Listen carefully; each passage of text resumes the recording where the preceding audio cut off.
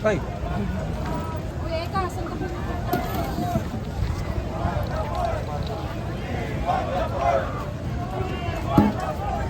Ay, dito na iba dito. Saan yung start ng ipil? Dito, sir.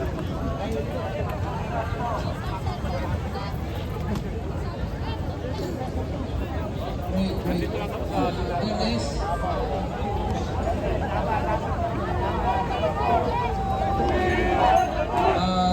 Pasaya mo na ang close guys. Meron na kami ng mga pagkain na sa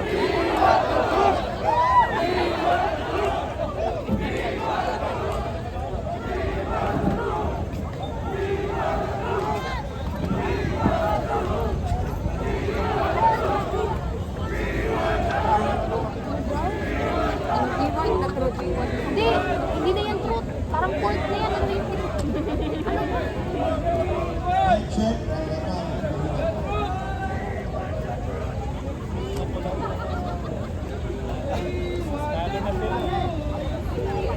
mga mahal na kapatid? Pilipino mama yan. Mama na yan, Pilipino.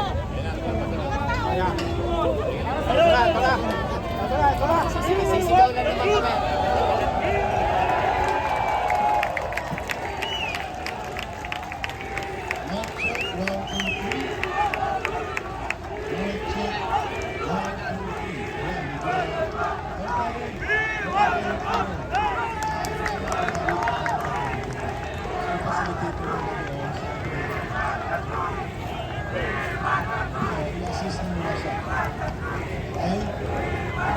Second pwede sa mga bigay mo naman.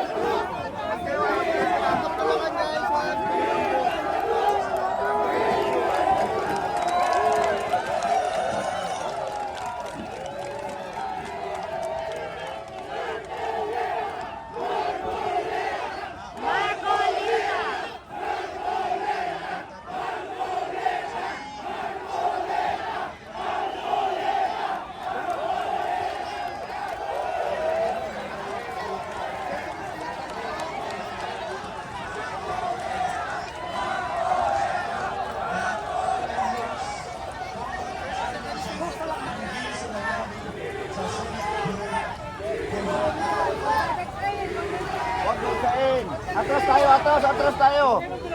Atras tayo. Malalaki na nga ng mga camera eh.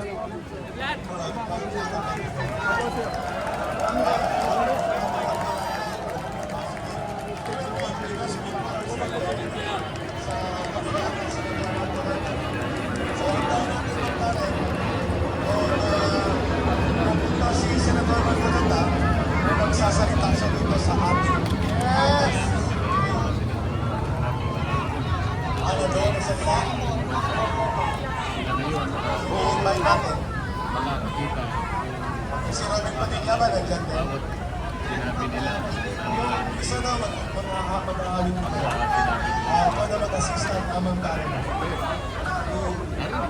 Assist ka ni Mama Karen.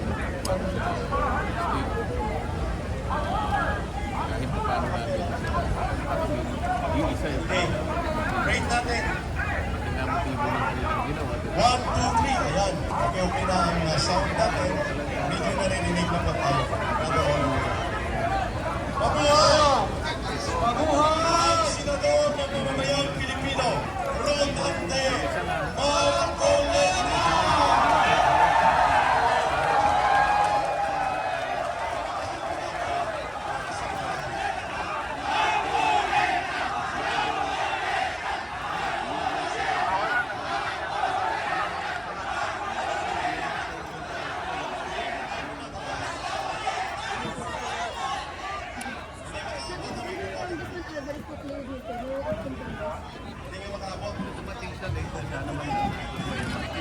Dito na lang siya. Tingnan natin kung papasok siya. Yes!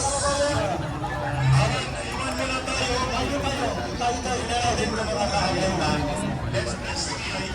Lahat sa bayan, Senator Rodante. Sir, dumadami na po yung tao dito sa Senate. Ano sir sa tingin niyo may mangyayari na po? Yes, tayo. Ayaw nila magpa-identify eh. Wala naman.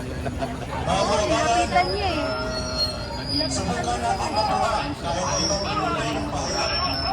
Kaysa naman,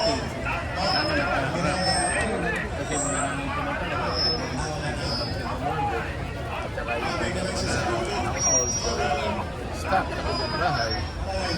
Pinatawag din namin yung ombudsman ng PWH. Wala naman, hindi naman sila sumalit. Para sana harap-harap naman. Nagkaalaman na. Kung silang may kasalanan ito, silang tinatawag, pagkakataon nilang magkaharap-harap, ang malis naman. Wala naman, nagkaraan ngayon. Intact pa rin sila eh. Wala naman pumalas sa kanila. Are you satisfied, Kong, doon sa naging hearing kanina? Sa paglalakad nila, mukhang pinatibayan nila yung kanila. Kasi consistent sila kung bibigyan. At nangako pa nga sila na magbibigay ng karagdagang mga salaysay para lalong makita yung mga detalye. Kamukha ng halimbawa sa kasi pinagbibigyan daw yung mga media ng mga baleta.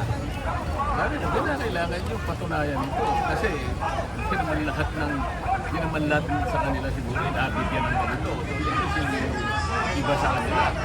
Pahayag lang yung resistimiento na marami na kami ko na maaaring nababayan. Kasi sa panig ko nga eh, binuwento ko ang daming napakalaking rally.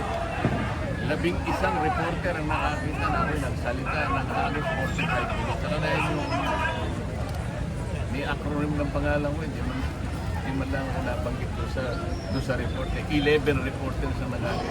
Samantalang yung mga ibang senador na nandoon ay hindi naman inimbita, hindi man nagsalita roon. Nagkataon lang na nandun sa crowd. Binanggit lahat ang mga pangalan. Ako na nagsalita sa stage. Nang halos 45 minutes, 2 diaryong malalapan. Hindi ako nakita ng reporters. Philippine Star, 8 reporters, hindi ako nakita. Philippine Inquirer, 3 reporters, hindi ako nakita. Pero kung titingnan mo yung slogan nila, truth shall prevail. Sa Philippine Inquirer naman, balance views, fearless views. Sana kung ano yung slogan nila, makatawanan nyo. Yung final analysis ang importante lang sa ating bansa. Wala na iba. Hindi dapat nababalik ang katotohanan ng iba't ibang naratibo. Yung iba wala na sa patuwid, wala na sa katotohanan. So ang taong bayan, hindi nakikinabang. Kailangan hindi siya galing sa kanyang puso. kasi kapag hindi totoong informasyon, maliligaw, maliligaw ang tao. Kawawa na. Kaya kayo, ang media pa naman ang conveyor ng informasyon. Pag ang informasyon tama, pag ang informasyon ay walang halong kasinungalingan, magagamit ang taong bayan niya sa kanilang pagpapasyan at sa kanilang pagkagawa ng sarili. Thank you po. Thank you, sayang. Thank you po. Carlo.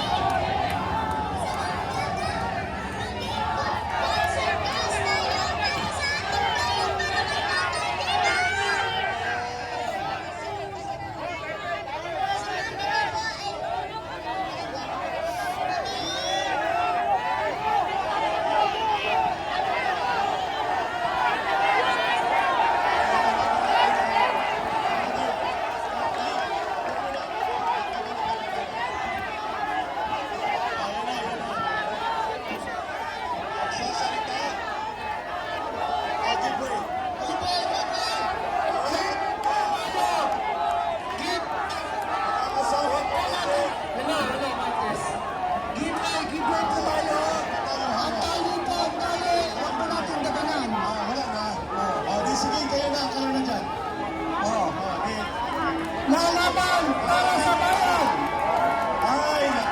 Ay, humarang na! Padaanin po natin! Senator Marcoleta. Paano siya makapagsalita? Paano makapagsalita? Kung hindi kayo ahawan. Ahawan na po kayo. Ayun na si Senator Marcolita, pero dinudumog ng mga supporters.